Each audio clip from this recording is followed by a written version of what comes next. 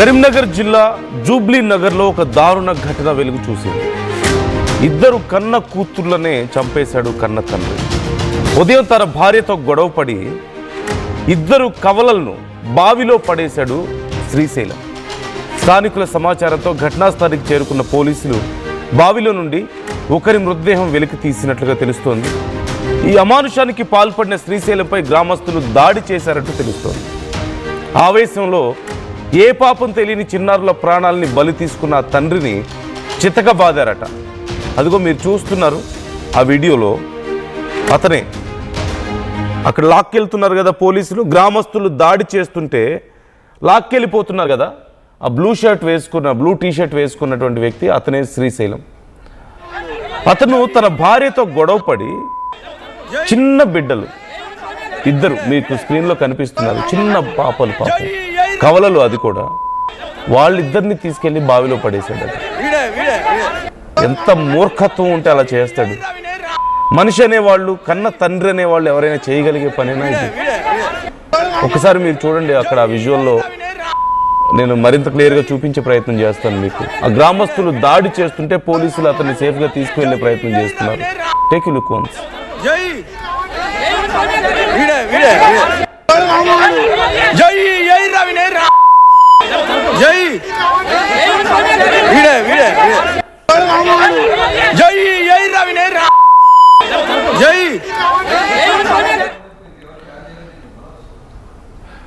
చూసిన మనకే గుండెలు పిండేసినట్టుంది. ఆ చిన్న పాపని, ఆ ఇద్దరు పాపలను తీసుకెళ్ళి బావిలో పడేశాడంటే అతనికి చేతులు ఎలా వచ్చాయో.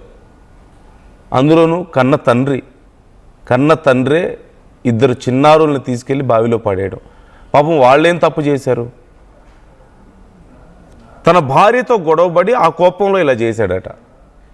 అంటే వాళ్ళ ప్రాణాలకు విలువ లేదు, వాళ్ళు అసలు మనుషులే కాదు, చిన్న పాపలు, పసికందులు కదా పాపం.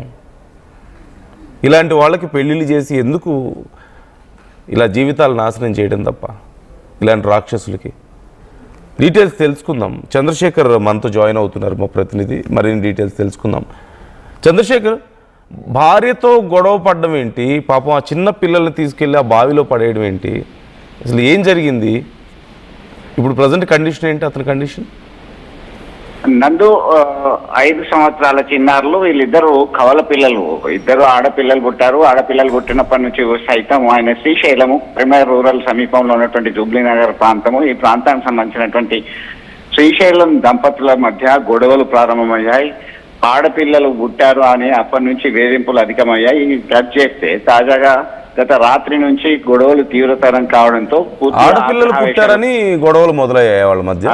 ఆడపిల్లలు పుట్టాయని గొడవలు మొదలయ్యినట్టుగా సమాచారం ఉంటుంది. దీనిలో భాగంగా మరొక్కసారి అంటే సర్దుమణిగింది నందు. దీనిలో భాగంగా మరి 2 రోజుల నుంచి మరి గొడవలు అధికమయ్యాయి. భార్యాభర్తల మధ్య గొడవలు అధికమయ్యాయి. ఆ గతంలో ఈ పంచాయతీ స్టార్ట్ అయినప్పుడు పెద్ద మనుషులు నచ్చజెప్పారు, ఇది ఆడైనా మగైనా వారిని తీర్చిదిద్దాలి, విద్య నేర్పితే వారికి ప్రయోజకులుగా మారేటువంటి అవకాశం ఉంది. ఇప్పుడు ఈ తారతమ్యం చూడొద్దు అని చెప్పి నచ్చజెప్పారు. దీనిలో భాగంగానే గత కొన్ని రోజుల నుంచి విన్నట్టుగానే ఉన్నాడు.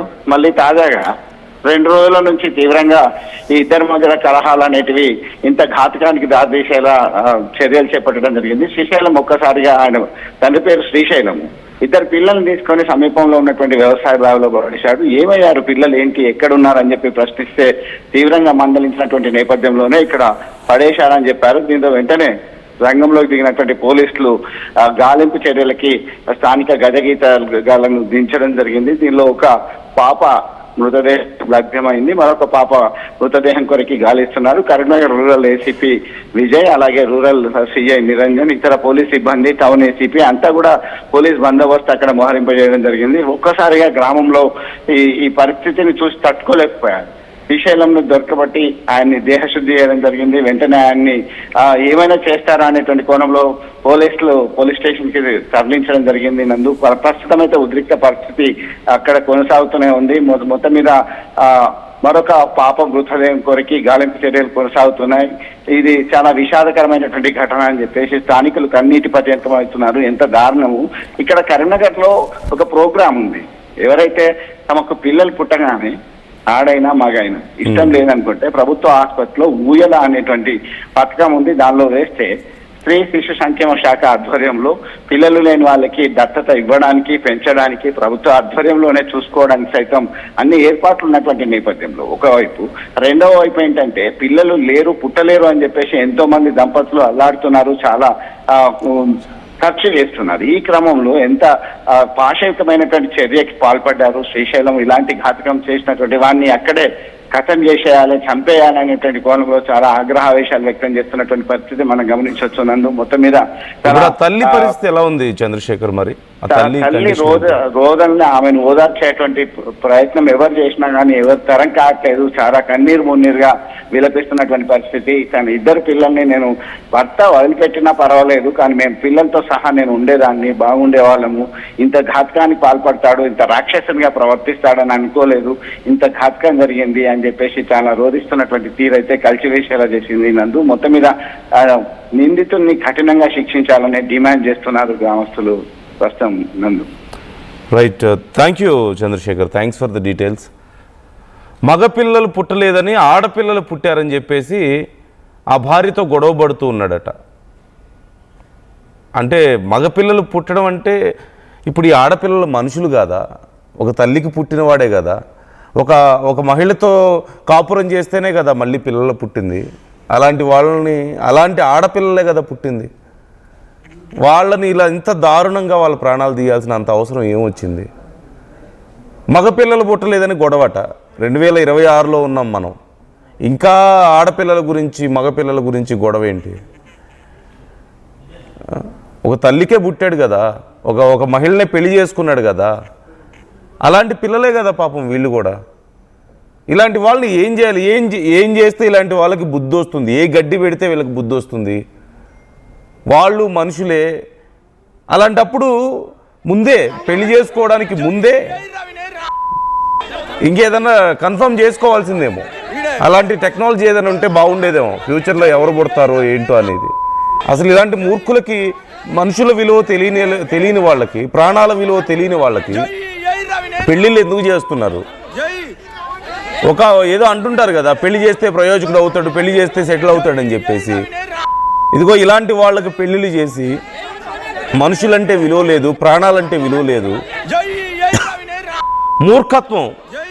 మూర్ఖత్వంతో వాళ్ళు బతుకుతుంటారు. వాళ్ళని తీసుకొచ్చి ఎవరో మహిళ గొంతు కోయడం ఎందుకు? ఈ ఇద్దరు పిల్లల ప్రాణాలు తీయడం ఎందుకు? ఏం శిక్ష వేస్తే ఏం న్యాయం జరుగుతుంది ఆ తల్లికి? ఇప్పుడు ఆ తల్లి కడుపు కోతకి ఎలాంటి శిక్ష వేయాలి ఇతనికి? ఏం శిక్ష వేస్తే న్యాయం జరుగుతుంది ఆ పిల్లల ప్రాణాలకి?